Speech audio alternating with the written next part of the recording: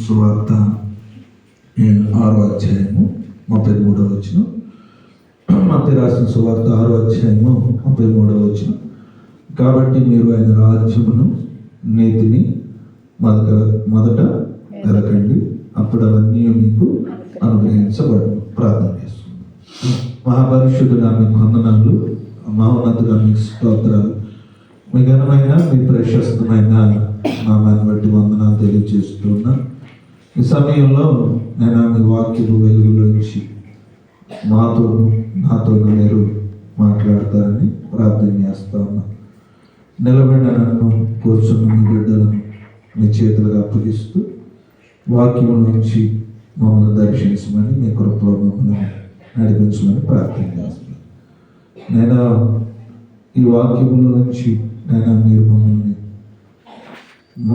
మాతో మీ ఉద్దేశాలు తెలియజేస్తారని, మీ మాటలు మాకు బయలుపరుస్తారని నమ్ముతూ ఈ ప్రార్థన యేసునామమున నడుచున్నాం తండ్రి, ఆమేన్. క్రీస్తునందు దేవుని బిడ్డలారా, ఈరోజు మనం ఈ జ్ఞాపకార్థ కూడిక సమయంలో కొన్ని ప్రాముఖ్యమైన విషయాలను మనం ధ్యానం చేద్దాం. అంటే ఎవరైనా చనిపోయిన చోట, ముఖ్యంగా దేవుని సేవకులమైనటువంటి మనం ఎక్కువగా మాట్లాడే మాటలు ఏంటంటే, దేవుని రాజ్యం గురించి మనం ఏం చేస్తాం? మాట్లాడతాం. దేవుని రాజ్యం గురించి మాట్లాడతాం. ఒకవేళ అంటే ఫస్ట్ టైం అంటే చనిపోయిన కొద్ది రోజుల్లో మీటింగ్ జరిగింది అనుకోండి, ఆ కుటుంబం ఆదరణ కోసం ఏం చేస్తాం? మనం మాట్లాడతాం. ఎందుకంటే కుటుంబం భర్తను లేకపోతే అన్నదమ్ములను, తల్లినో తండ్రినో కోల్పోయినప్పుడు ఆ కుటుంబాన్ని ఎవరు ఆదరిస్తారు? ఆ రకంగా మళ్ళా ఆదరిస్తారంటే ఎవరు ఆదరించగలరు? దేవుడే ఆదరిస్తాడంట. కానీ కొన్ని దినాలు అయిపోయిన తర్వాత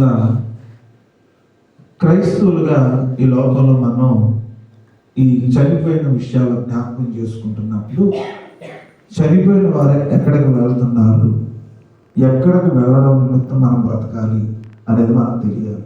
ఎక్కడికి వెళ్తున్నాం అనేది మనకి తెలియాలి. ఈ లోకంలో అన్ని రకాలుగా అంటే సమృద్ధికరంగా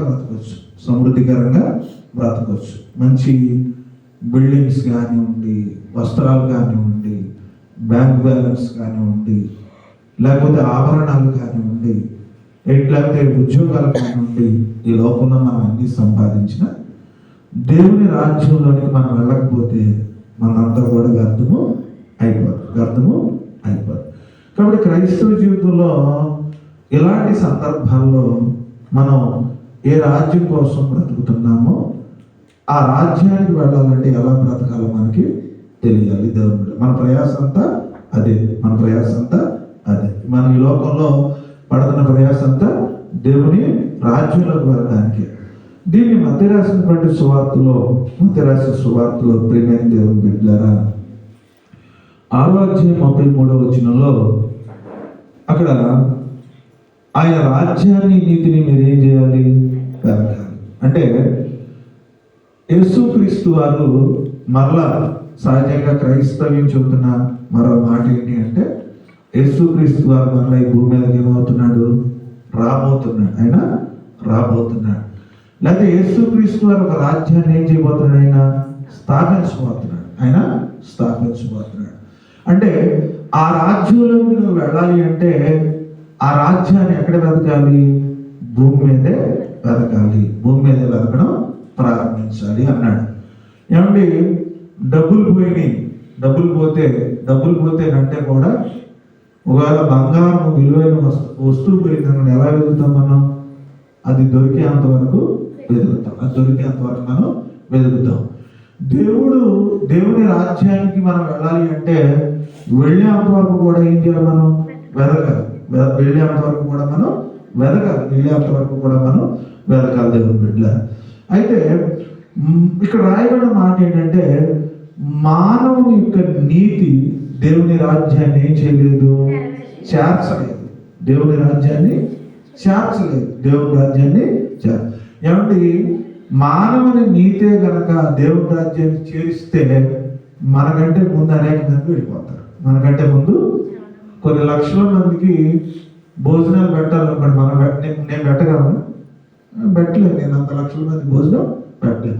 అనాథలకు కొన్ని లక్షల మందికి భోజనం పెట్టేసి నేను రాజ్యంలోకి వెళ్ళిపోతానంటే వెళ్ళగలుగుతాడా? వెళ్ళలేదు. వస్త్రాలు లేని వారికి వస్త్రాలు ఇచ్చేసి కొన్ని లక్షల మందికి నేను దేవుని రాజ్యంలోకి వెళ్ళిపోతానంటే వెళ్ళిపోతాడా? వెళ్ళలేదు. అంటే మానవుడు ఆలోచిస్తున్న నీతి ఎప్పుడు కూడా దేవుని రాజ్యానికి ఏం చేయలేదు, చేర్చలేదు. ఈ రోజున చాలా మంది దేవుణ్ణి ఎరిగిన వారు, దేవుణ్ణి ఎరగని వారు దేని గురించి ఆలోచిస్తారు? మానవ నీతి గురించి ఆలోచిస్తారు. మానవ నీతి గురించి మానవ నీతి మన ఎక్కడ చేర్చలేదు, దేవుని రాజ్యానికి చేర్చలేదు. అంటే మంచి పనులు చేశాడంట, మంచి పనులు చేశాడు. పేదలకు ఏదో ఇల్లు కట్టించాడు, పేదలకు ఇల్లు కట్టించారు అనుకోండి, దేవుడికి ఇక్కడ ఇవ్వాల్సిన ఆశీర్వాదం ఇక్కడ ఇస్తాడు, కానీ అక్కడికి చేర్చాడు. ఇక్కడ ఇవ్వాల్సిన ఆశీర్వాదం ఇక్కడ ఇస్తాడు, ఇక్కడ ఇవ్వాల్సిన. అందుకని ఒక మాట అంటాడు, నువ్వు ప్రవక్తని నేర్చుకున్నావు అనుకో, నీతిమంతుడిని చేర్చుకున్నావు అనుకో, గిన్నెడు నీళ్ళు ఇచ్చావనుకో, నీకేముంటుంది? ప్రతిఫలం ఇక్కడ ఇచ్చేస్తాడు, ఇక్కడ ఇవ్వాల్సింది నీకు ఇస్తాడు. నువ్వు వస్త్రం ఎవరికైనా ఇచ్చావు, తిరిగి కూడా నీకు దేవుడు ఏమిస్తాడు? ఇక్కడ వస్త్రం ఇస్తాడు. నువ్వు ఇక్కడ వస్త్రం ఇచ్చావని అక్కడికే ఆయన ప్రకారంగా నువ్వు వస్త్రం ఇచ్చావనుకో, అప్పుడు అక్కడికి నేను తీసుకెళ్తాడు. దేవుడిస్తూ. అందుకే మానవ నీతి అంట దేవుని రాజ్యానికి ఏం చేయలేదంట. దేవుని నీతి ఏంటో మానవుని నీతి ఏంటో మనకేమో వాళ్ళ అర్థం కావాలి. రోమిలకు రాసిన పత్రిక నిదానంగా చదవండి, కొన్ని విషయాలు ధ్యానించేద్దాం. ప్రియమైన దేవుని బిడ్డలారా, 3వ అధ్యాయము ప్రియమైన దేవుని బిడ్డలారా 10వ వచనం నిదానంగా చదవమ్మ సహోదరి. ఇందును గూర్చి వ్రాయబడినది ఏమనగా, ఆ నీతిమంతుడు లేడు. చూడండి, దేవుని రాజ్యానికి వెళ్ళాలంటే ఏం వెతకమంటున్నాడు? నీతిని వెతకమంటున్నాడు. మరలా ఆ చెప్పిన బైబిల్ మరలా ఏమంటుంది? నీతిమంతుడు లేడు. అంటే నువ్వు దేవుని రాజ్యానికి వెళ్ళాలంటే నీతిని వెతకాలన్నాడు. ఎలాగన్నా ఆయన రోమిలకు రాసిన పత్రిక వచ్చేటప్పుడు అపోస్తలుడు పౌలు అన్నాడు, ఇక్కడ నీతిమంతుడు ఒక్కడును లేడు అని బైబిల్ చెబుతుంది. ఏమండి, నేను చెప్పాను అనుకోండి, ఇక్కడ ఎవరు లేరనేది నాది పొరపాటు. ఎవరు చెప్తున్నారు? అది బైబిల్ చెప్తుంది. నీతిమంతుడు అనే వ్యక్తి ఒకడు లేడు అంటే ఇందుని గురించి వ్రాయబడింది. 11వ వచనం చదువుదాం. నీతిమంతుడు లేడు, ఒక్కడును లేడు. అంటే నీతిమంతుడు ఉంటాడు, కానీ నీతిమంతుడు ఉండాలంటే అతను ఏం చేయట్లేదు? గ్రహించట్లేదు. రెండోది వెతకట్లేదు అంటున్నాడు. ఇక్కడ ఉన్న సమస్య ఏంటి? గ్రహించట్లేదు. ఏమండి, మీరు గమనించండి, చెప్పేవారు లేకపోతే ఎవరైనా ఏమైపోతారు? ఎవరైనా చెడిపోతారు. చెప్పేవారు ఉన్నా కూడా నువ్వు చెడిపోతున్నావు అనుకోండి, నువ్వేం చేయట్లేదు, అది గ్రహించట్లేదు, నువ్వు అర్థము చేసుకోవటం లేదు. అంటే ఇది కాలతద్ది అని పిల్లడే చెప్పాడు అనుకోండి, మళ్ళా నువ్వు పట్టుకోకూడదు. ఇదే నీకు సమస్య అని పదే నీకు అర్థమవుతున్నా, నీకు ఎవరైనా బోధిస్తున్నా, నువ్వు అది గ్రహించినప్పుడు మళ్ళీ ఏం చేయకూడదు? అది నువ్వు ముట్టుకోకూడదు. అది ముట్టుకుంటున్నావు అని అంటే ఆడు అన్నాడు, నీతిమంతుడిగా బ్రతకాలంటే ముందుగా అతను ఏం చేయట్లేదు? గ్రహించట్లేదు. గ్రహించడమే కాదు, దాన్ని ఏం చేయట్లేదు? వెతకటం లేదు, అర్థం కావటం లేదు అనే మాట చెప్పుకుంటూ వస్తాడు. దీనిలో మాట్లాడుతూ ప్రియమైన దేవుని బిడ్డలారా, ఇర్మియా గ్రంథంలో 10వ అధ్యాయం 23వ వచనంలో రాయబడిన మాట మరొకరు చూడండి అమ్మా. ఇర్మియా గ్రంథము 10వ అధ్యాయము 23వ వచనం అమ్మా. యెహోవా తన మార్గములను ఏర్పరచుకొనుట ఎవరి వశంలో లేదు, నరుల వశంలో లేదనియు మనుషులు తమ ప్రవర్తన యందు అంటే తమ ప్రవర్తన యందు సన్మార్గమున ప్రవర్తించుట వారి వశములో లేదనియు. అంటే ఎవరైనా నడవాలి అని అంటే ఎవరి వశంలో ఉన్నాం మనం? దేవుని వశంలో ఉన్నాం. నీ ఇష్టానుసారంగా నువ్వు నడిచావనుకో, నీ ప్రవర్తన సన్మార్గంలో వెళ్ళదట. దేవునికి స్తోత్రం. మనం ఎవరి ప్రకారంగా నడిస్తే వెళ్దాం? సామెతల గ్రంథం మరొక చదవం 20వ అధ్యాయం 24 వచ్చిన ఒక చదవడం.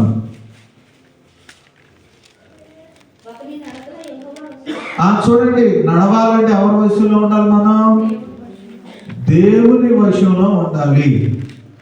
మన సొంత నడక వల్ల మనము మంచి మార్గంలో నడవాలి. అందుకే యేసుక్రీస్తు వారి మాట అన్నాడు, నేనే మార్గమును సత్యమును అంటే నేను ఒక మార్గాన్ని చెప్తున్నాను, ఆ మార్గంగా వెళితేనే మీరు నీతిమంతులు అవుతారు. ఆ మార్గంగా వెళితేనే నీతిమంతులు అవుతారు.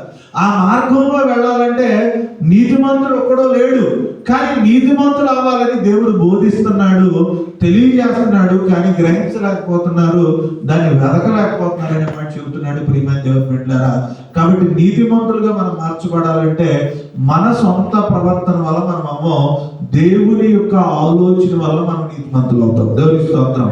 ఆయన అంటాడు సామెతల గ్రంథంలో 16వ అధ్యాయం 1వ వచనం చూడండి. మరొకటి చూడండి, సామెతల గ్రంథం నీతిమంతులు ఎలా అవుతాం చూడండి. హృదయాలోచనలు అంటే మనం ఎన్నో జవాబులు ఇవ్వాలి, ఎన్నో రకంగా మాట్లాడాలని మనం ఆలోచిస్తామంట, కానీ చక్కగా ప్రత్యుత్తరం ఇవ్వడం ఎవరి వల్ల కలిగింది అంటే ప్రత్యుత్తరం సరిగ్గా ఇవ్వటం లేదంటే వాళ్ళు ఎవరు లేరు వాళ్ళు దేవుడు లేడు. కొంతమంది నాలో దేవుడు ఉన్నాడు అనుకుంటాడు. అని చూడండి, హృదయము నిండిన దానిని బట్టి నోరు మాట్లాడు. దురాత్మ పట్టింది అనుకోండి, ఏమొస్తాయి మనకి? దురాత్మ పట్టిన వాళ్ళకి ఏమవుతాయి? దురాత్మ మాటలే వస్తాయి. అంటే ఒక వ్యక్తి యెహోవా వశములో లేనప్పుడు, అన్కంట్రోల్ గా వెళ్ళిపోతున్నప్పుడు, తను సరిగ్గా ప్రత్యుత్తరం ఇవ్వలేనప్పుడు తను ఏమవలేడు? నీతిమంతుడు అవలేడు అని బైబిల్ గ్రంథం చాలా స్పష్టంగా తెలియజేస్తా ఉంది. కాబట్టి నీతిమంతులు అవ్వాలంటే యెహోవా దేవుని యొక్క ఆలోచన ప్రకారంగా మనం ఏం చేయాలి? నడవాలి అని బైబిల్ మనకి సెలవిస్తుంది. చూడండి దేవుని బిడ్డలారా, మత్తయి రాసినటువంటి సువార్తలో 5వ అధ్యాయంలో, మత్తయి రాసినటువంటి సువార్త 5వ అధ్యాయంలో ఒక మాట చెప్తుంది. మత్తయి రాసిన సువార్త 5వ అధ్యాయము 20వ వచనం. మత్తయి 5:20. అమ్మా, ఎవరి నీతి కంటే? శాస్త్రుల నీతి కంటేను. అంటే దేవుడు శాస్త్రులను పరిశీలన మనకేం చూపించాడు? కొలమానం చూపించాడు. దేవునికి స్తోత్రం. ఏం చూపించాడండి? కొలమానం చూపించాడు. శాస్త్రుల పరిశీలన ఎంత చక్కగా జీవించేవాళ్ళు తెలుసా? బైబిల్ ఏం చెబుతుందో తెలుసా? ఎందుకు వారు నీతిమంతులు అని చెప్పారు తెలుసా? అంటే దేవునికి ఇవ్వాల్సినటువంటి దశమ భాగాల విషయంలో, దేవునికి ఏదన్నా ఇవ్వాల్సిన విషయాలు అంట, జీలకర్రలోను, సోపులోను, కొత్తిమీరలోను ఎన్నో వంతు తీసుకొచ్చేవారు? 10వ వంతు తీసుకు. అంటే క్రైస్తవులకు ఒక విషయం అర్థం కాదు, తప్పు కాకుండా మీరు అర్థం చేసుకుంటారని చెప్తున్నారు. సందర్భం వచ్చింది. కొంతమంది కానుకేసేటప్పుడు ఎట్టేస్తారు చెప్పండి? మీరు బాగా ఏం చేస్తారు? కనపడకుండా బిగబట్టి. మళ్ళీ కొంతమంది అయితే ఏం చేస్తారండి? అంతేనా కదా? మామూలు మీరు ఆలోచించండి. మీకు దానిలో ఉన్న అర్థం మీకు తర్వాత చెప్తారు. ఏమండి, దానిలో ఉన్నది ఏంటంటే, దానిలో మళ్ళీ ఏమంటారు? కుడికిచ్చింది. ఈ 2 విధానాలు వేరు. ధర్మం చేయడం వేరు. ధర్మం చేసేటప్పుడు నువ్వేం చేయకూడదు? కనపడకూడదు. కానుక ఇచ్చేటప్పుడు కనపడవచ్చు. దేవునికి స్తోత్రం. ఏమంటే వెధవరాలు తీసుకెళ్ళి ఏమవుతున్నారు? 2 కాసులు. యేసుక్రీస్తు వారు చూసే 2 కాసులు మూసేసింది ఆమె. అంటే దేవుడికి ఇచ్చేది 10వ వంతు ఇవ్వమన్నాడు. అందరు కదా. కొంతమంది ఏంటంటే తక్కువగా ఇస్తూ ఎవరికన్నా కనబడిపోద్దేమో రూపాయి, ఆ 5 రూపాయలు ఎవరన్నా ఏమని అనుకుంటారంటే దాన్ని ఏం చేస్తారు? మనం ఇచ్చేది ఎవరు కూడా ఏం చేయకూడదు? కనబడకూడదు. మీరు గమనించండి, దేవుడికి ఇచ్చే విషయంలో శాస్త్రులు పరిశీలు పర్ఫెక్ట్ గా వాడు 10వ వంతు దేనిలో ఇవ్వాలి, ఒక్క దానిలో కూడా లెక్క చేయకుండా ఏం చేసేవాడంట? ఇచ్చేవాడు. వాళ్ళకంటే నువ్వు బెటర్గా ముందుంటేనే నువ్వు ఎడగలుగుతావు, దేవుని రాజ్యంలోకి వెళతావు అని అంటాడు. అందుకంటాడు మీరు ధనాన్ని ఎక్కడ దాచుకోమని చెప్పాడు? పరలోకంలో దాచుకోండి అని చెప్పాడు. శాస్త్రులు పరిచయులు చాలా వరకు నీతిగా జీవించారు, కానీ వారికంటే కూడా మీరేమవ్వాలి? నీతిగా జీవించాలి. వాళ్ళు 10వ వంతు ఇచ్చారు కానీ శ్రేష్టమైన వాటిని విడిచిపెట్టేశారని చెప్పాడు. దేవుని స్తోత్రం. అందుకంటే 10వ వంతు ఇవ్వాలి, రెండోది నువ్వు ఎలా ఉండాలి చెప్పాలి. రెండోది ఎలా ఉండాలి? నీ 10వ వంతు ఇవ్వాలి, విలువైన వాటిని నువ్వు ఏం చేయకూడదు? న్యాయమును కనికరమును విడిచిపెట్టకూడదు. అంటే కొంతమంది ఏం చేస్తారంటే 10వ వంతు ఇస్తారు, నీతి న్యాయాలను. కొంతమంది నీతి న్యాయాలు ఉంటే 10వ వంతు ఉండదు. ఈ రెండింటిని కంపేర్ చేసుకుంటేనే, ఈ రెండింటిని మేనేజ్ చేసుకుంటేనే మరి దేవుని రాజ్యంలోకి వెళ్తారు. దేవునికి స్తోత్రం. కొంతమంది చాలా మాటలు చెప్తారు, అంటే ఒక సందర్భం వచ్చింది, కానీ దేవుడికి ఇవ్వడానికి ఎవరైతే వాళ్ళకి గుప్పిళ్ళు రావు, ఏదో ఒక చెప్తారు. ఏమంటే మీకు విషయం తెలుసా? ధనము విషయంలో లెక్క చెప్పాల్సింది ఎవరు మనకి? చెప్పండి ఎవరికి? ఏమంటే సందర్భం వచ్చిందే చెప్తున్నా. ఎవరికి చెప్పాలి? సంఘానికి, పాస్టర్ గారికి, ఎవరికి అప్పచెప్పాలి? అసలు ఎవరికి అప్పచెప్పాలి మనం అని బైబిల్లో రాయబడి ఉంది. మలాకీ గ్రంథం దేవుని పెట్టారు, తీయడానికి ప్రయత్నించాడు. మలాకీ గ్రంథం ప్రియమైన దేవుని పెట్టారు. మొదటి అధ్యాయం 6వ వచనం. కుమారుడు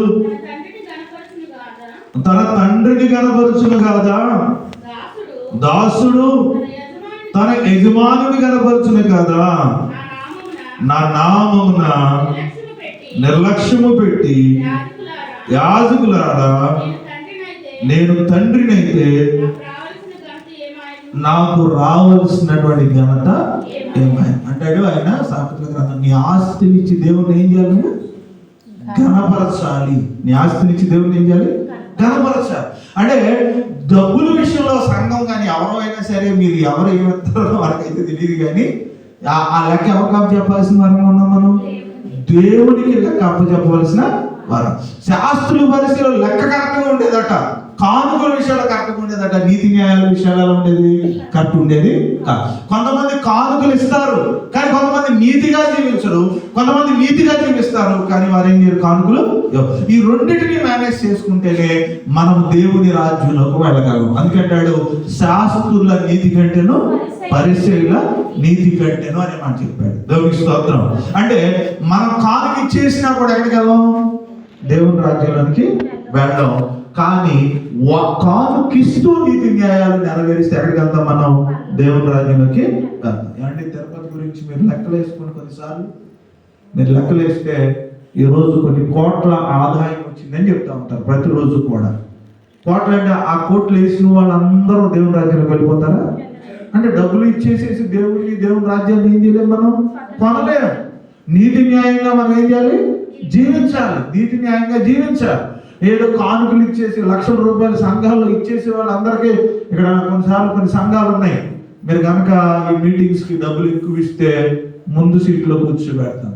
ముందు సీట్లో ఇక్కడ కూర్చోబెట్టొచ్చేమో మిమ్మల్ని, మేము అక్కడ మనం కూర్చోబెట్టలేము. దేవుడికి స్తోత్రం. అక్కడ ఎవరు కూర్చోబెడతారు? దేవుడే. సంఘాల్లో కూర్చోబెట్టవచ్చు, సంఘాల్లో విలువవచ్చు, సంఘాల్లో పేరు చెప్పొచ్చు మన పేరు, కానీ దేవుని రాజ్యంలోకి వెళ్ళాలంటే మనకేం కావాలంటే శాస్త్రుల నీతి కంటేను పరిచయుల నీతి. చాలా నీతిగా ఉన్నారు, వాళ్ళు తప్పు పడతానికి అవకాశం లేదు, వారికంటే నువ్వు బేటకు ఉండాలని చెప్తున్నాడు. దేవునికి స్తోత్రం. ఇంకొక మాట చూద్దాం. పరిశుద్ధ గ్రంథం తీయండి ప్రియమైన దేవుని బిడ్డలారా, దేవుని బిడ్డలారా. మత్తయి రాసిన సువార్త 6వ అధ్యాయం మొదటి వచ్చింది. మత్తయి రాసిన సువార్త 6వ అధ్యాయం మొదటి.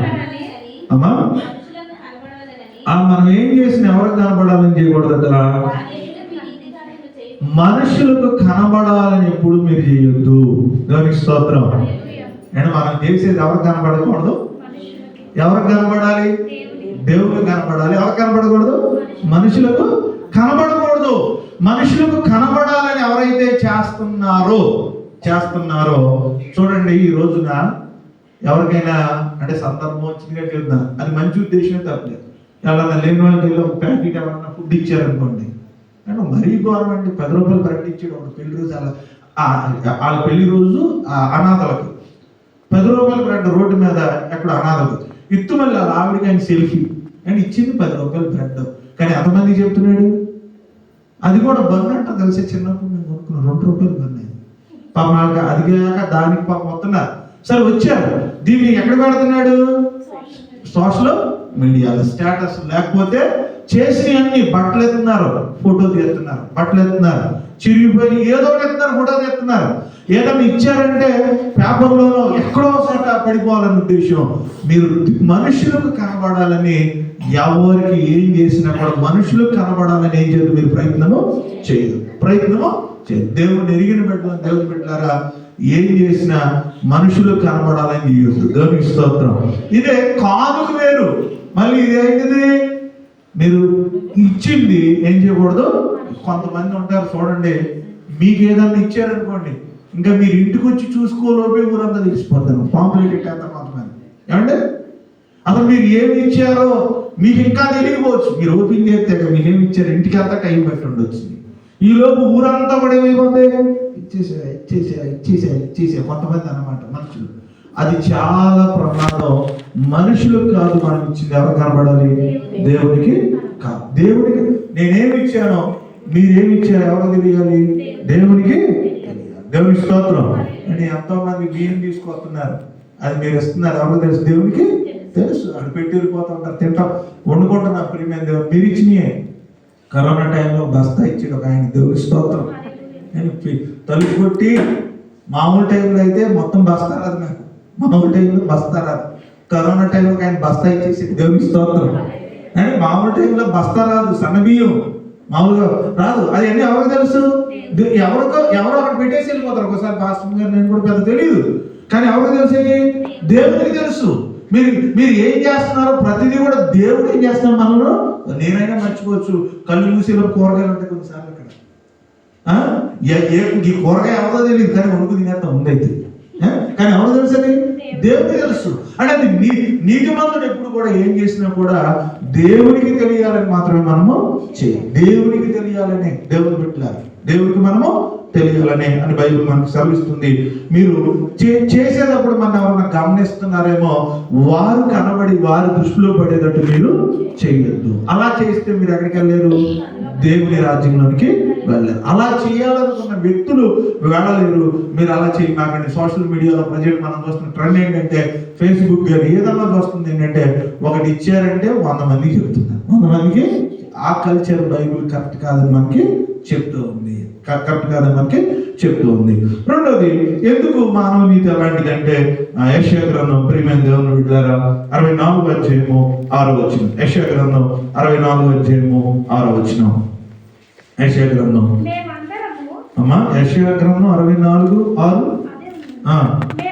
మేమందరము అపవిత్రుల వంటి వారమైతిమి. అంటే ఒకవేళ మనం భౌతికంగా ఎలాంటివి చేస్తుంటే మన నీతి క్రియలన్నీ మురికి గుడ్డల వంటివి. దేవుని దృష్టిలో ఇవన్నీ కూడా ఏంటంట? మురికి గుడ్డలు లాంటివి. నీతి క్రియలు మన ఏం క్రియలు? నీతి క్రియలు. మురికి గుడ్డ అన్నాడు మాట. మురికి అంటే ఏంటి చెప్పండి? గిన్నెలు కడిగినప్పుడు గిన్నెలు ముట్టుకున్నదో, లేకపోతే మనం ఇంట్లో తుడిసినప్పుడు పెట్టుకున్నదో, ఇంతే కదండి. అంటే మనిషి చేసిందంతా కూడా ఏమైపోతుందంటే వ్యర్థము అయిపోతుంది. కాబట్టి నీతి క్రియలు ఎప్పుడు కూడా దేవుని దృష్టిలో ఏం చేయలేవు, దేవుని రాజ్యంలోనికి తీసుకెళ్ళి అని చెయ్యాలి కానీ మనిషి కనబడాలని కాకుండా దేవుడికి కనబడాలని చేసే ఉంటాయి నీతి క్రియలు. దేవునికి స్తోత్రం. నువ్వు ఇచ్చింది, నువ్వు ఏదన్నా సహాయం చేస్తే నీ కుటుంబానికి ఎవరు తెలియాలి? దేవుడికి మాత్రమే తెలియాలి. ఒక పెళ్లి కష్టంలో ఉన్నారు, సహాయం చేసావు, తప్పేం కాదు. ఒక పిల్లవాడు చదువుకోవటంలా నువ్వు సహాయం చేసావు, తప్పు కాదు. ఒక బిడ్డ అనారోగ్యంగా ఉన్నాడు, రహస్యంగా ఏదో చేసావు, అది తప్పు కాదు. ఏదో వారి కుటుంబంలో కష్టం వచ్చింది, నీ గమ్మం దొక్కారు, నీకు కలిగింది 10 రూపాయలు ఇచ్చావు, అది నీకు తెలుసు, ఎవరో తెలుసు? దేవునికి తెలుసు. తీసుకున్న వారికి కూడా తెలుసు, కానీ దాన్ని మనం అంతటా వదిలేసాం. ఆ నీతి క్రియలు దేవుడు లెక్కిస్తాడు. దేవునికి స్తోత్రం. కానీ ఇచ్చింది 10 మందికి మనం చెబుతున్నాం, 10 మందికి తెలియాలని మనం ఇస్తేనో, అది మాత్రం దేవుని దృష్టిలో దేవుని రాజ్యానికి ఏం చేయలేదట? తీసుకు వెళ్ళలేదు. తీసుకువెళ్ళలేదని బైబిల్ మనకి సెలవిస్తూ ఉంది. తర్వాత దేవుని బిడ్డలారా, రోమిలికి రాసిన పత్రికలోకి వచ్చేద్దాం. ప్రియమైన దేవుని బిడ్డలారా, 10వ అధ్యాయానికి వచ్చేద్దాం. 2-4 వచనాలు మనం గమనిద్దాం. ఎందుకు తేడా వచ్చిందో బైబిల్ మనకు చెప్తుంది. అమ్మా, వారు దేవుని యందు ఆసక్తి గలవారని వారిని గూర్చి నేను సాక్ష్యం ఇచ్చుచున్నాను. చూడండి, దేవుడు అంటే వారికి ఆసక్తి ఉందంట. చూడండి దేవుని దగ్గరికి వచ్చే వాళ్ళ ఆసక్తి ఉంటది, కానీ ఆ ఆసక్తి ఎలా ఉండాలట? వాక్యానుసారమైంది, జ్ఞానానుసారమైనది, దేవుని చిత్తానుసారమైంది. దేవునికి స్తోత్రం. అంటే ఆసక్తి అయితే ఉంది, కానీ దానిలో ఏం లేదు? జ్ఞానం లేదు. జ్ఞానం అంటే ఆసక్తి ఉండాలి, ఆసక్తులు ఏముండాలి? జ్ఞానం. అందుకంటాడు, దేవుణ్ణి వెతుకుతారేమోనని ఆకాశం నుండి దేవుడు నరులను పరిశీలన చేస్తున్నాడు. చూడండి, వాక్యానుసారమైన జ్ఞానం చాలా కావాలి మనకి. అంటే మందిరానికి వెళ్ళాలని ఆసక్తి ఉంటుంది. అందరికంటే మనం ముందు వచ్చేసి ఉండొచ్చు. మనం అందరికంటే ముందు వచ్చి పడుకున్నాం అనుకోండి, ఏముండదు. అది జ్ఞానానుసారమా? అసలు వినకుండా వెళ్ళిపోయింది అనుకోండి, అది జ్ఞానానుసారమా? ఆసక్తి అయితే మంచిది. మందిరానికి వెళ్ళాలి. మందిరానికి దేనికి వెళ్ళాలి చెప్పండి? ప్రార్థన చేయడానికి వెళ్ళాలి, ఆరాధించడానికి వెళ్ళాలి, దేవుడితో మాట్లాడడానికి వెళ్ళాలి, దేవుడు మాటలు వినడానికి వెళ్ళాలి, దేవుని దగ్గర మనం అవసరమైంది అడగడానికి వెళ్ళాలి. ఆయన అన్నాడు, వారి వాక్యము జ్ఞానానుసారమైందే, కానీ ఆయన అంటున్నాడు వారి ఆసక్తి గురించి మంచిదే, కానీ అది జ్ఞానానుసారమైంది కాదు. ఎందుకు? 3వ వచనం చదువున్నాము. యాలయనగా ఆ దేవుని నీతిని ఎరుగక తమ స్వనీతిని స్థాపింపబూనుకొనుచు. చూడండి, మనుషులందరూ కూడా దేవుని నీతిని ఎరక్కోకుండా ఏ నీతిని ఎత్తుకున్నారంట? వారు స్వనీతి. అంటే కొంతమంది చూడండి, కాళ్ళు కడుక్కుని ఇంట్లోకి వెళ్ళాలి, తప్పుగా కాళ్ళు కడుక్కుని ఇంట్లోకి వెళ్ళాలి, లేకపోతే స్నానం చేసి ఉపవాసం ఉండాలి, మంచిదే. కానీ దేవుడు చెప్పిన మాటలను విడిచిపెట్టేసి వీటి మీద ఆధారపడి వెళ్ళిపోయారు అనుకోండి, ఏం కాలేరట? వారు నీతిమంతులు కాలేరు. శుక్రవారం వచ్చిందనుకున్న అందరూ తలస్నానం చేస్తాం. ఏమన్నా అందరూ తలస్నానం చేసావు. ఆయన ఏమంటాడు యోవేలు గ్రంథంలో, నీ బట్టలను చించుకోకుండా నీ హృదయాన్ని చించుకోండి. అంటే దేవాలయంకి వెళ్ళిన తర్వాత ఏదో ఆ రోజు స్నానం చేసేసాను కాబట్టి, లేకపోతే ఆ రోజు కడుపు అంతా కాల్చుకున్నాను కాబట్టి నేను నీతిమంతుడు అయిపోతానంటే కరెక్ట్ కాదని చెప్తున్నారు. ఏం చెప్తుంది బైబిల్ మనకి చెప్తుంది? నువ్వు దేవాలయంకి వెళ్ళిన తర్వాత నీ ఆలోచనతో ఎప్పుడు నువ్వేం కాలేవు, నీతిమంతుడివి కాలేవు. బైబిల్ మనకి సెలవిస్తుంది. దేవుని బిడ్డలారా చూడండి అమ్మ, బైబిల్ గ్రంథం చూడండి, 4వ వచనం చూడండి. దేవుని బిడ్డలారా,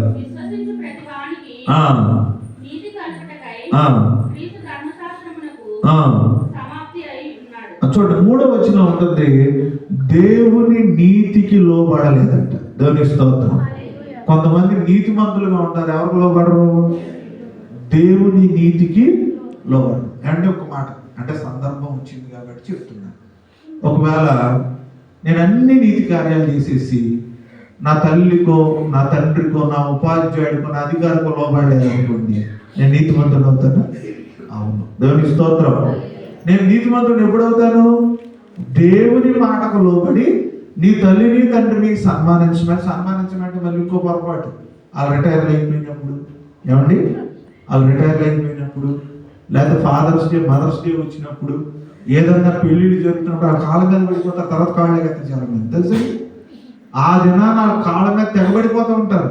ఏమిటి కొంతమంది, అది చాలా పొరపాటు. సన్మానించడం అంటే మన వల్ల వారికి బాధ కలిగించకుండా ఉండడం. దేవుని స్తోత్రం.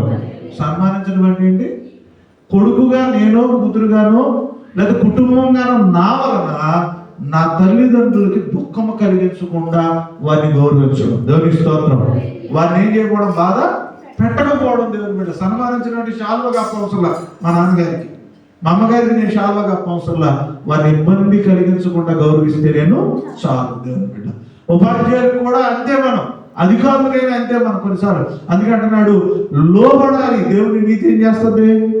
ఏమంటే లోబడని తను నీ నీతి ఎంత గొప్పదైనా సరే నువ్వు దేవుని నీతిని ఏం చేయలేవు. నువ్వు బైబిల్లో క్రమం ఇచ్చాడంటేనండి, ఆ క్రమానికి నువ్వు లోబడి మనం నేర్చుకోవాలి. దేవునికి స్తోత్రం. బైబిల్ క్రమంలో లేదు. నువ్వు తల ఎగరేయమంటే ఎగరేసి, బైబిల్లో ఎగరేయమంటే ఎగరేసి. బైబిల్లో లోబడొద్దంటే లోబడద్దు, కానీ బైబిల్లో లోబడమని చెప్తే నువ్వు ఖచ్చితంగా ఏం చేయాలి? లోబడాలి. అందుకన్నాడు వారు ఆసక్తి అయితే ఉంది కానీ సరే అందరూ కూడా ఏమైపోతున్నారు? దేవుణ్ణి వెతకడంలో తగ్గిపోతున్నారట. మనం దేవుణ్ణి వెతకడంలో ఏమవ్వకూడదు, మనం తప్పు. ఇంకొక మాట చూసి ముందుకెళ్దాం. ఇంకో మాట కూడా నేను చెప్పి ముందుకెళ్దాం. దానికి కొద్ది విషయం ధ్యానం చేద్దాం, ముగించేస్తాం. ఒక 5-10 నిమిషాల్లోపే. యాకోబు 2:10 అమ్మ తీయండి. మరొకరు రోమిలకు రాసిన పత్రిక తీయండి అమ్మా. రోమిలకు రాసిన పత్రిక తీయండి, 3వ అధ్యాయము 20-22 వచ్చిన. రోమ 3 యాలయనగా ధర్మశాస్త్ర సంబంధమైన ఏమండి ధర్మశాస్త్ర సంబంధమైన క్రియల వల్ల మనం ఏం కాము?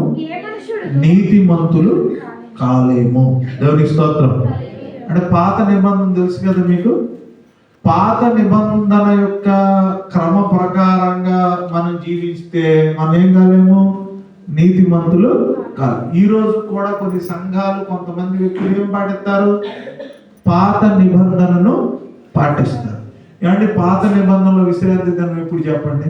మీకు తెలుసు కదా, ఏ రోజు? శనివారం.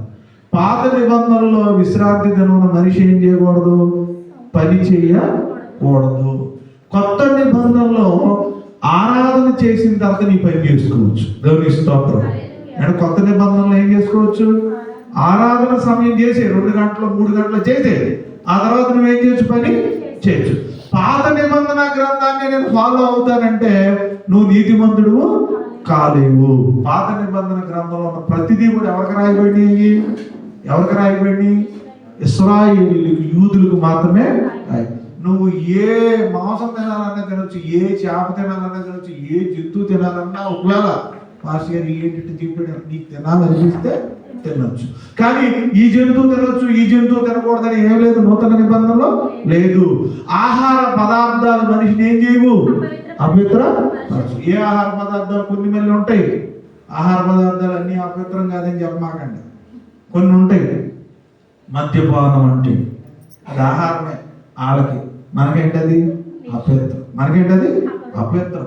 మన ఒక ఆయన అన్నాడు, అన్నీ దేవుడు సృజించిన ఏదైనా దీనికి అన్నాడు. అంటే దేవుడు సృజించినయే, వీళ్ళు వాటికి తేడా చేయడం వల్ల ఏమైపోతున్నాయి? అపవిత్రం అయిపోతున్నాయి. దేవుడికి స్తోత్రం. అందుకనే అన్ని దేవుడియే, కానీ దేవుడికి విరుద్ధకరమైనవి కూడా మనుషులు ఏం చేశారు? చేసుకున్నారు. అంటే ద్రాక్ష రసం తాగడం తప్పు. ద్రాక్ష రసాన్ని లేట్ చేసి పులుసుపెట్టి దాన్ని కాసి వడపోసి చేశారనుకోండి, అది వచ్చింది అనుకోండి, అదేం చేయకూడదు, మనం తాగకూడదు. అందుకే ఏమంటున్నాడంటే ధర్మశాస్త్ర సంబంధమైనవి ఏమీ కూడా మనల్ని ఏం చేయ నీతిమంతులుగా చేయలేవు. అంటే పాత నిబంధన ఆజ్ఞల ప్రకారం మనం ఏం చేసినా కూడా అది ఏం చేయదు, నీతిమంతులుగా మార్చదు. మనం ఏ నిబంధనలో ఉన్నాం? మనం నూతన. కొంతమందికి మిడిమిడి జ్ఞానం ఉంటుంది. జీవితం మన మాట ఇక్కడ మన దగ్గర లేరు, కానీ సహజంగా మిడిమిడి జ్ఞానం ఉంటుంది కొంతమంది. ఇది తినకూడదు, అది తినకూడదు, అది తినాల్సిన వ్యక్తి ఏదైనా తినచ్చు. ఇంకో మాట తెలుసా? మన ఈ మధ్యన వచ్చిన సమస్య, మీకు ఒక మాట పెద్ద డిబేట్ జరిగింది. ఏంటో తెలుసా? మనం నేర్చుకోవాల్సింది ఏంటంటే, మటన్ కొట్టు దగ్గరికి వెళ్ళాము మనం. అతను ఏం చేశాడో మనకు తెలియదు. ఆయన అమ్ముతున్నప్పుడు అది ఏదైనా మనము తినచ్చు. టిఫిన్ కొట్టు కాడికి వెళ్ళి వచ్చాం, అది ఎక్కడి నుంచి ఏమవుతుందో మనకు సంబంధం లేదు. అతను అమ్ముతున్నాడు, మనం టిఫిన్ ఏం చేస్తున్నాం? కొంటున్నాం. అది తప్పు కాదు. ప్రత్యేకంగా ఇది అక్కడి నుంచి వచ్చిందని నీకు చెప్తారు, అది మాత్రం తీసుకోకూడదు. ఫలానా ప్రదేశం నుంచి వచ్చింది, అది అదే అని చెప్పింది ఏం చేయకూడదు, మనం తీసుకో. అంటే మనకు అమ్మే వ్యక్తి దగ్గరది ఏదైనా తీసుకోవచ్చు. దేవుని స్తోత్రం. అది ఎక్కడి నుంచి వస్తుందా? నీకు ఒక మాట చెప్తున్నా, ఇన్ని రాసేసుకోండి. ఎక్కడి నుంచి వస్తుంది నీకు చెప్పండి. ఏమండి? కొబ్బరి నువ్వు తెగ రాసేస్తాను, ఎక్కడి నుంచి వచ్చేది చెప్పండి మీరు. ఎక్కడి నుంచి వస్తున్నాయి మనకి? ఎక్కడి నుంచి వస్తున్నాయి? అక్కడి నుంచే. మీరు ఆలోచించండి. అంటే అది అక్కడి నుంచి రావచ్చు, మనకు సంబంధం లేదు. సంబంధం లేదు. మన బ్రాండ్ వేస్తాడు, ఆ బ్రాండ్ వేస్తాడు, పేరు మీద వేస్తాడు రకరకాల. కానీ మనం ఏం చేస్తాం? దాన్ని ఆహారం అని మాత్రమే కొంటున్నాం. దేవుని స్తోత్రం. ఆ రకంగా అందుకే అన్నాడు, మీరు ఎక్కడికన్నా వెళ్ళినప్పుడు ఆడ అమ్ముతున్నప్పుడు దాన్ని ఏదైనా మీరు కొనండి. ఆడ అమ్మాడు ఆహారం అని, మనం ఆహారం అనే తీసుకున్నాం. ఆహారం అని కాకుండా ఇస్తాడు, అక్కడి నుంచి తెచ్చాను అంటే అప్పుడు మాత్రం దాన్ని ఏం చేయకూడదు, తీసుకోకూడదు. అక్కడ వేసింది మొక్కుకుని అది పంచిపెట్టాను అని అంటాడు, అది మనం ఏం చేయకూడదు, తీసుకోకూడదు. దేవునికి స్తోత్రం. అందుకే అంటాడు, ధర్మశాస్త్ర సంబంధమైన పరిస్థితులు ఏం చేయవు. ఇంకోటి ఏంటో తెలుసా, క్రైస్తవులుగా అన్యులు చనిపోయినా మనం అక్కడికి వెళ్ళాలి. దేవునికి స్తోత్రం. అన్యులు చనిపోయినా ఏం చేయాలి, మనం వెళ్ళాలి. అన్యులు చనిపోయినా మన పొరుగు వారు చనిపోయి ఎవరు చేయరు. క్రైస్తవులు అయితే వెళ్ళిపోయి అన్యుడైతే వెళ్ళడం కాదు, చనిపోయిన ఖచ్చితంగా ఎక్కడ మానవత్వం కనబడింది అంటే అసలు మనకంటే కూడా దేవుణ్ణి ఎలాగైనా వారి దగ్గర మన కష్టంలో మనకు కనపడాలి. దేవునికి స్తోత్రం. కొన్నిసార్లు ఏంటంటే మనకు కొద్ది పిచ్చి ఉంటుంది, మనకు క్రైస్తవం పిచ్చు లేకపోతే కొన్ని కొల పిచ్చి అనకూడదు, కానీ కొన్ని పిచ్చు ఆ పిచ్చి మనకు ఆశీర్వాదకరము. మా కుటుంబానికి నేను వెళ్తానండి పెద్ద విషయం కాదు, నా అన్నదమ్ముల దగ్గరికి వెళ్తాను నాకు పెద్ద విషయం కాదు, ఒకవేళ నా కులమని నాకు ఆ ఉద్దేశం ఉంటే కులముల దగ్గరికి వెళ్తా, అది గొప్ప విషయం కాదు. దేవుణ్ణి ఎరగని వారి దగ్గరికి, తెలియని వారి దగ్గరికి, కష్టంలో ఉన్న వారి, సమస్యలో ఉన్న వారి దగ్గరికి నేను వెళ్తేనే అది నిజమైన క్రైస్తవ్యం. దేవునికి స్తోత్రం. ఆయన అంటున్నాడు, నీతిమంతుడని నీతిమంతుడిని చేర్చుకున్న వారికి ప్రతిఫలము ఉంటుంది. కానీ ధర్మశాస్త్ర సంబంధమైనటువంటి క్రియలు మనిషిని ఏం చేయలేవు, నీతిమంతుడిని చేయలేవు. అంటే ఆజ్ఞల ప్రకారం నడవాలి, కానీ ధర్మశాస్త్ర ప్రకారం ఏదో నేను నడిచి. కొంతమంది ఉపవాసం మంగళవారం కొత్త ధర్మశాస్త్రాలు పెడతా ఉంటారు అంటే ఉపవాసం మంగళవారం మంచిది, ఉపవాసం ఉండండి, లేదా పలానా రోజు మంచిది. కొన్ని 7 బుధవారాలు, 8 బుధవారాలు, 3 బుధవారాలు, ఈ మామూలుగానే ప్రార్థనలు పెట్టుకోండి, కానీ సెంటిమెంట్లు మాత్రం పెట్టుకోమాకండి. మీరు దేవునికి స్తోత్రం. అంటే ప్రార్థనలు పెట్టుకోండి, నేను దానిగా తప్పు అంటున్నా. సెంటిమెంట్ ఎప్పుడు మీరు పెట్టుకోవద్దు. మంచి శుక్రవారం కొన్నిసార్లు అంటే ఏ శుక్రవారం అయినా ఒకటే. దేవునికి స్తోత్రం. ఆయన ఎక్కడైతే చనిపోయిన రోజు ఆ శుక్రవారం గురించి మాట్లాడాడు, కానీ ప్రతి దినము కూడా ఏమని చెప్పాడు, ఆయన మంచిది మంచిది మంచిది అని చెప్పాడు. దేవునికి స్తోత్రం. ఇంకో మాట చెప్తాను, యాకోబు రాసిన పత్రిక 2:10. అయ్యా సునీల్ గారు, సూరత్ ఉన్నాడు, అక్కడ వచ్చేసి అన్ని కనుక్కోండి అమ్మా. ఎవడైనాను ధర్మశాస్త్రం అంతా గైకొనిన. చూడండి, ధర్మశాస్త్రం మన సమస్య ఏంటంటే అన్ని చేసి ఒకటి తక్కువైన ఏమైపోతాం, తప్పిపోతాం. అంటే అది తీసేయలేమ్మా, అది తీసేయడం అంటే చాలు, ఇంకొకటి చెప్పేసి వెళ్ళిపోతాం. లాస్ట్ ఇంకో 2 మాటలు వచ్చు. లూకా 18. సునీల్ గారు అన్ని వచ్చినాయి అక్కడ, బుజ్జి గారి సూరజ్ అక్కడ 18 చూడండి అమ్మా. లూకా 18:9 ఒకటి చదవండి, 14 చదవండి, ముగించేస్తాను. చూడండి, ఇంకొకరు ఎవరు వెళ్ళరంట దేవుని రాజ్యానికి, తామే నీతిమంతులము. కొంతమంది చూసారా, ఒకళ్ళ ఇంటికి వెళ్ళరు, ఏమండి, ఒకళ్ళ ఇంటికి వెళ్ళరు, ఒకళ్ళు పెట్టింది తినరు, ఒకళ్ళు అంటుకోరు.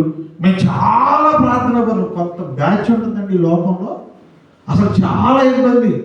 దాన్ని ఏం పెట్టినా కూడా అసలు చాలా, అంటే కొన్ని డినామినేషన్స్, కొన్ని సేవకులు, కొంత సిస్టమ్ ఏం చేస్తుందంటే తమకు తామే నీతిమంతులు అనుకున్నట్టు ప్రకటన చేస్తారు.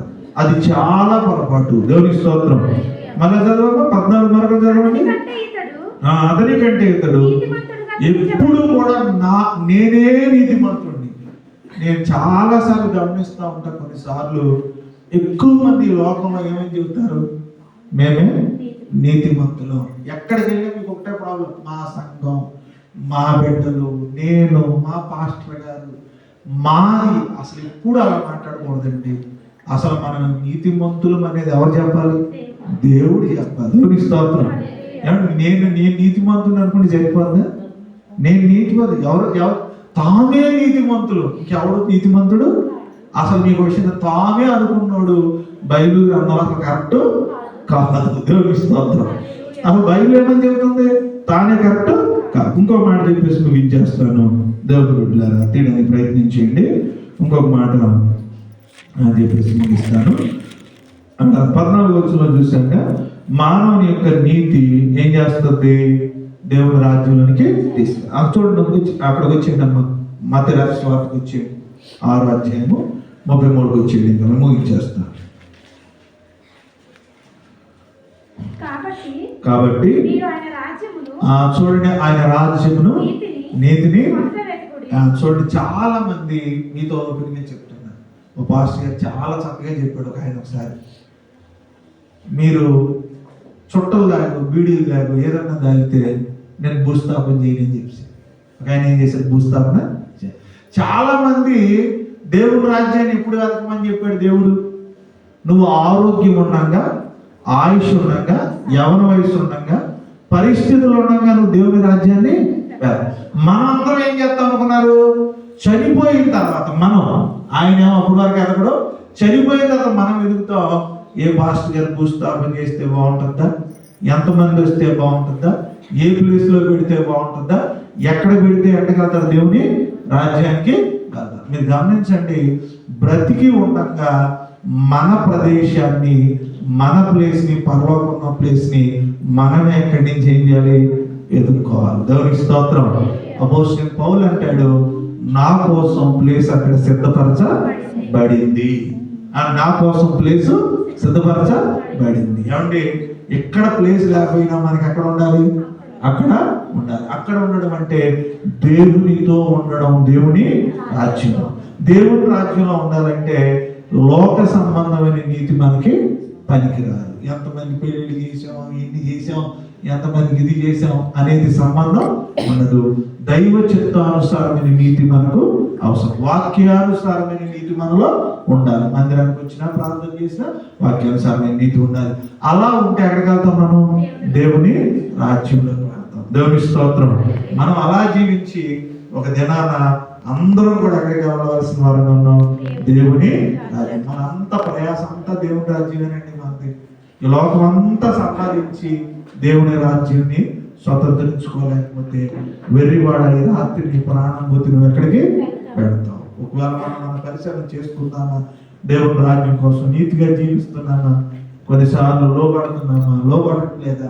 మన పరిశీలన చేసు. నీతిమంతుడు ఒక్కడును లేడు. ఎవరన్నా ఉన్నారు, నేను కాదనడానికి అవకాశము లేదు. ఎవరూ లేరు. కానీ నీతిమంతులు ఉండమని బైబిల్ చెబుతుంది.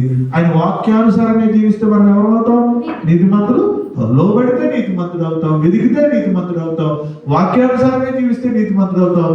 ఆసక్తితో వెళ్ళి వాక్యానుసారమైతే నువ్వేమవుతావు? నీతిమంతుడు అవుతాడు అంటే అబ్రహాము నీతిమంతుడని బైబిల్ చెప్తుంది. అబ్రహాము ఊజు దేశంలో ఏగు అనేటువంటి ఒక నీతిమంతుడు ఉన్నాడు అని చెప్పింది. దేవుని స్తోత్రం.